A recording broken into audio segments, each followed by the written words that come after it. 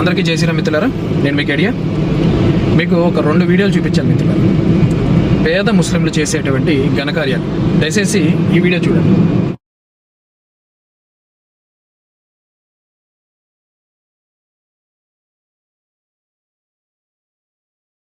కుత్బుల్లాపూర్లో ఒక బస్ స్టాండ్లో inter second year పిల్లలు బస్ కోసం వెయిట్ చేస్తుంటే వాళ్ళకి తనది మర్మాంగాన్ని చూపిస్తున్నాడు. ఇది ఎంత దారుణమైన చర్యో ఒకసారి మీరు అర్థం చేసుకోండి. ఇదే ఒక మన దేశంలో పుట్టినటువంటి ఎలాంటి మగాడైనా దీన్ని సమర్థిస్తాడు. మతాలు వదిలిన పోనీ ఒక మానవత్వంగా, ఒక మానవతావాదిగా, లేదా కనీస జ్ఞానం అనే వ్యక్తిగా దీన్ని సమర్థిస్తారా?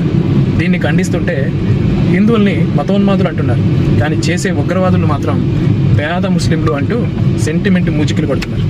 ఇంకొక వీడియో కూడా మీకు చూపిస్తాను, దయచేసి ఈ వీడియో చూడండి.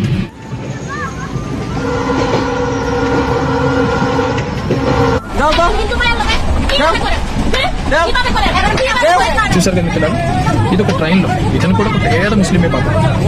ఒక ట్రైన్లో ఎదురుగుంటా ఉండేటువంటి కొంతమంది మహిళలకు తన మర్మాంగాన్ని చూపించి రెచ్చగొట్టి కవ్వింపు చర్యలు చేస్తూ చాలా నీచమైన పనులు చేయడానికి సిద్ధపడిపోయాడు.